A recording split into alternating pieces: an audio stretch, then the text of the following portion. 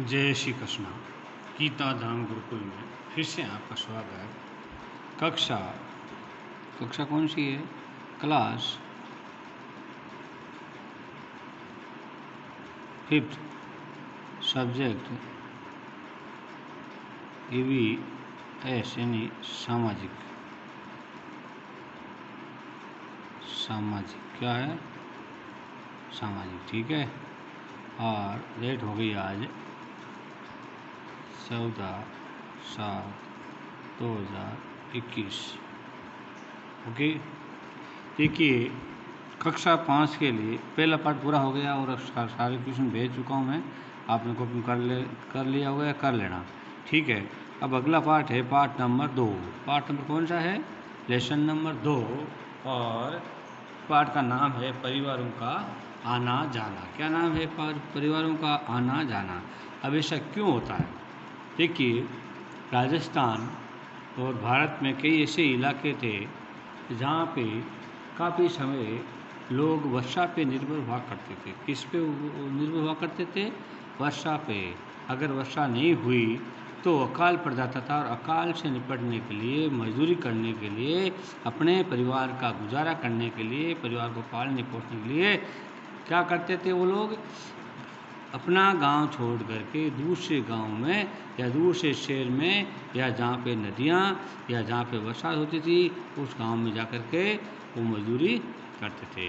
कुछ लोग मजदूरी करते थे, कुछ लोग खेती करते थे, कुछ लोग अपने पशुओं को चराने के लिए भी जाया करते थे। इस प्रकार परिवारों का आना जाना भी होता रहता था। लेकिन धीरे धीरे वर्षा के बाद में भी, अब जैसे राजस्थान में आज भी है, तो लोग अपना गांव छोड़ करके शहर तो चले जाएंगे लेकिन दूसरे राज्य में शायद कोई भी नहीं जाए। परिवार जाने की आवश्यकता नहीं है। अब देखिए इसमें क्या दिया है कि अनेक परिवार एक स्थान से दूसरे स्थान चले जाते थे। मैंने बताया ना, एक स्थान से दूसरे स्थान। कैसे? क्यों? कि अकाल पड़ने की वजह से।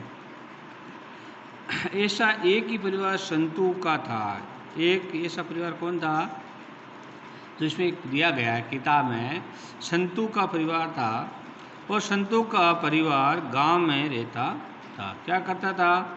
गांव में रहता था, खेती का काम करता था। क्या काम करता था? किसान था, खेती का काम करता था। लगातार 2 वर्षों तक अकाल पड़ने के कारण, कितने साल तक अकाल पड़ा? 2 साल तक पड़ा। अकाल पड़ने के कारण संतु के परिवार के सामने खाने का संकट आ गया। देखिए, परिवार के सामने अगर वर्षा नहीं होगी, खेत में अनाज नहीं होगा तो क्या खाएंगे और क्या पशुओं को खिलाएंगे? इसलिए संतु अपने परिवार और पशुओं को ले साथ लेकर अपने भतीजे के गांव चला गया। कई भतीजा दूसरी जगह रहता था, उनके वहाँ चला गया। उसने वहाँ छोटा सा मकान किराए पे लिया। क्या लिया? छोटा सा मकान किराए पे लिया। फिर वे काम की खोज में लग गया। क्या है? बाहर जाएंगे, मजदूरी तो करनी पड़ेगी। अगर मजदूरी नहीं होगी तो आप क्या करोगे? इसलिए वो अपने मजदूर की खोज में या काम की खोज में लग गया। कुछ समय बाद काम मिल ही गया। क्या हो गया? काम मिल गया और वह परिवार के साथ वहीं रहने लगा। क्या करने लगा? परिवार के साथ वहीं रहने लगा। वहाँ रहना आसान नहीं था क्योंकि गांव दूसरा था, शहर दूसरा था, लोग अनजान थे, सब नए लोगों को कोई लोग जानता नहीं था। ठीक है, तो कौन किससे क्या चीज़ मांगे, ये भी बड़ी ही समस्या थी। बाज़ार के बारे में भी जानना उसको पता था, लेकिन जानना ज़रूरी था। धीरे धीरे सब नॉर्मल हो जाता है, लेकिन उस समय जाते ही उनमें बड़ी परेशानियाँ आई होगी। उससे अपने गांव की याद सताने लगी। सबसे पहला कारण था उसको अपने गांव के बारे में याद आने लगी, क्योंकि अपना गांव, अपना जन्मभूमि कोई नहीं भूलता है। हम अगर विदेश भी चले जाएंगे लेकिन हमारी भारत की याद आएगी, और भारत राजस्थान से दूसरी जगह जाएंगे तो राजस्थान की याद और अपने गांव की याद जरूर अवश्य आएगी। अतः उसको भी अपने गांव की याद आने लगी। उसे समाचार मिला कि इस बार उसके गांव में अच्छी वर्षा हुई है। क्या मिला था? समाचार। क्योंकि पहले के ज़माने में मोबाइल नहीं थे और कुछ नहीं थे, एक दूसरे के द्वारा ही समाचार मिला क्या करते थे। फिर क्या था, वे अपने परिवार और पशु को लेकर वापस अपने गांव आ गया। कहाँ आ गया? अपने गांव आ गया। वर्षा होने पे क्या हो गया? अपने गांव आ गया। हो गया तो क्या करने लगे? खेती करने लगे। क्या इसलिए आए? अपनी खेती करने के लिए गांव आ गए। नेक्स्ट में दिया गया, ये तो आपको खुद ही करना पड़ेगा। संतू को दूसरे गांव में किन किन समस्याओं का, सबसे पहले मकान की समस्या, दूसरे काम की मजदूरी मुश्किल से मिली, ठीक है, तीसरा उन लोगों में अनजान था, चौथा अपने गांव की याद आना, ये समस्याएं थी। आपके पास में कोई परिवार एक दूसरी जगह गया हो या दूसरी जगह से आया हो, उसके बारे में निम्नलिखित जानकारी एकत्रित आपको करनी है। अगर कोई आया हो, जैसे कोई पाकिस्तानी परिवार आया हो, तो परिवार कहाँ से आया, जैसे पाकिस्तान से आया, कहाँ गया, कोई गया तो गया लिख दो, और उसके कितने बच्चे वो लिखना है। किस कारण से आया, जैसे पाकिस्तान से क्यों आया, तो पाकिस्तान आने का कारण था कि उनके साथ में वहाँ के लोगों ने गलत बिहेव यानी अच्छा व्यवहार नहीं किया, इसलिए पाकिस्तान से भारत हिंदू आ गए, या हिंदुओं का धर्मांतरण करने की वजह से। उस परिवार में कितने सदस्य थे, वो आपको देख के लिखना कि 7, 8, 4, 5, 6 जो भी। उनकी किस किस ने मदद की। अब मदद किसने की, जैसे सरपंच ने की, या गांव के एमएलए एमपी ने की, या कोई गांव के सदस्य ने की, वो आपको लिखना है। धरती का एक पुत्र और एक पुत्री थी धीरज के। धीरज का क्या नाम यहाँ पे? धीरज।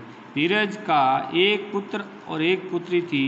वे गांव में दैनिक मजदूरी करता था। क्या करता था? धीरज था, वो क्या करता था? गांव में दैनिक मजदूरी, डेली हमेशा रोज़ की मजदूरी करता था।